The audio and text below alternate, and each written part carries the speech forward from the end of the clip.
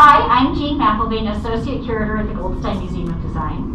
Hi, I'm Colleen. I'm a grad student research assistant here at the Goldstein Museum of Design. Today we're going to show you this 18th century dress. This is a formal gown that dates to the third quarter of the 18th century, and it's sometimes referred to as a robe à la française or a sack back gown. And that's due to the pleats at the upper back, which we'll flip over the dress and show you later on. Now, just for reference, we often refer to the top of a dress like this as a bodice and the bottom as a skirt, even though it is, of course, a dress. Notice that the garment opens down the front completely, like a robe, as its name implies. And beneath it, you would be wearing a matching petticoat, which you see off to your left there. The petticoat would fit right at the true waist, so you would see the petticoat fitting here, and would extend down to kind of skin the top of the floor. So that extension you see on the skirt in this dress is actually a train, if the dress were to be worn. Now you'll notice too that the front here has quite a wide opening, and another piece called a stomacher would fit inside of that, like this. Now this would be a fairly tight-fitting bodice with the stomacher in place, and it would compress the woman's cleavage up to really show off the neck and cleavage and face. This garment also has elbow-length sleeves that are kind of wide and flowing. Now this dress is also notable because of the fabric, which comes from Spitalfield, a weaving region in London. By the mid-1600s, so that's 150 years prior to when this dress was made, English weavers had really strong traditions in weaving cotton and wool, but not as much experience with silk. And the Huguenots of France, who were Protestants, were forced to flee France in the mid-1600s or suffer religious persecution, and many of them fled to England. Well, very skilled weavers from Lyon and Tours transplanted to the Spitalfield region and really showed their skills to a lot of English people. And so this type of fabric here was strongly associated with that region and became very well known for their bright and beautiful floral brocades. So fabric at this time period would have been much narrower than fabric that we're used to today. So it would have only been woven into about 20 to 30 inches in width, which is about the width of this panel here. Whereas if you were to go to a fabric store today, the fabric would be about 42 to 60 inches wide. So as a result, to get these really large skirts like we have on this dress, they've had to seam multiple panels together in order to get all of the width. So you see lots of vertical seaming going up and down the skirt. We also have evidence that they're using the full width of the fabric. As you look at the seam allowance really closely, this is what's called the salvage edge, which is the finished edge of fabric. And so they've gone from salvage edge to salvage edge on these panels in order to utilize the full width of fabric possible. This type of fabric, like Jean mentioned, is a brocade fabric. It does look a little bit like embroidery, but this would have actually been done as a brocade fabric on what's called a draw loom. So a boy would actually sit on the loom and would manually lift and lower the different color of yarns in order to make the pattern. Unlike the jacquard loom, which came around a little bit later in the 1800s, where it was sort of like computerized. So this would have been a very manual process. And you can see the really long floats along the back side of the fabric from where those extra weft yarns would have been inserted in order to make the design. So it looks like a very complex garment, but in fact it's pretty simple. Everything on here has been hand sewn.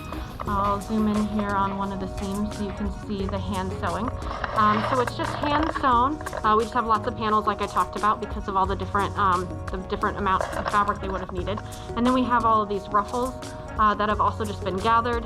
They're just raw cut, so there's no finishing on this silk, and gathered and just run up the front of the dress. They're on the bodice, and then you also see them mirrored on the petticoat as well.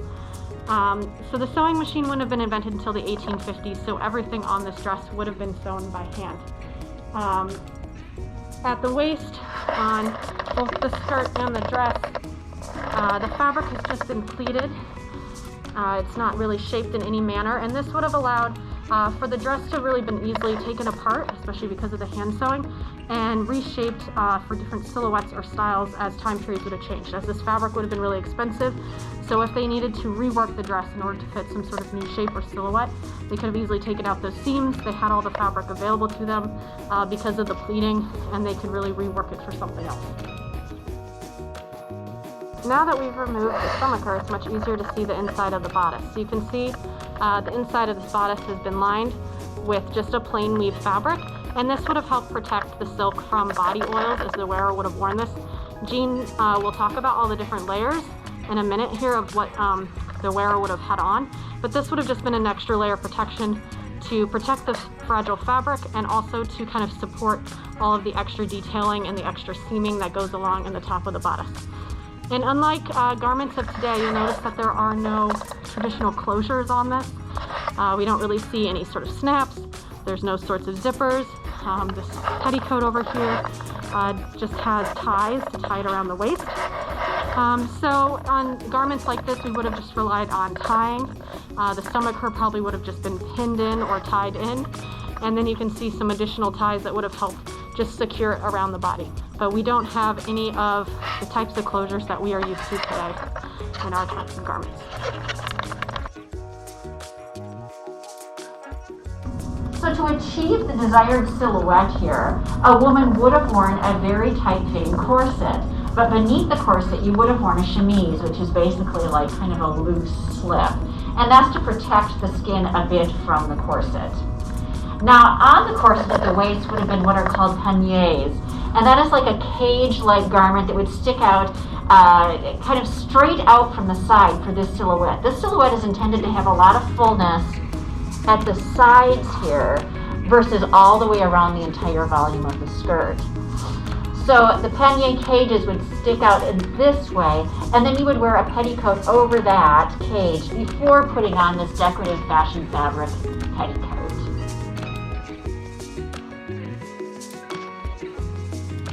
So now we flip the dress over and you can see the back of it, and you'll notice these very wide pleats that we have along the back, and these are what are called watteau pleats.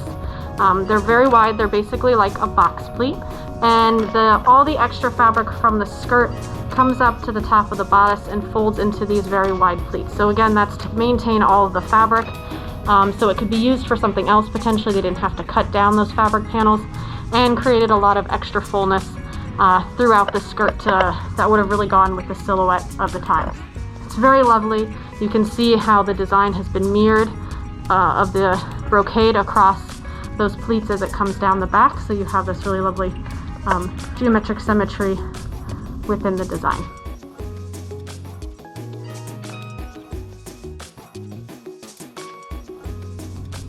So this is a close-up of the petticoat. Again, you can see all of the ruffles along here that would match to the ruffles of the main dress. It's the same raw cut silk that's just been gathered and ruffled.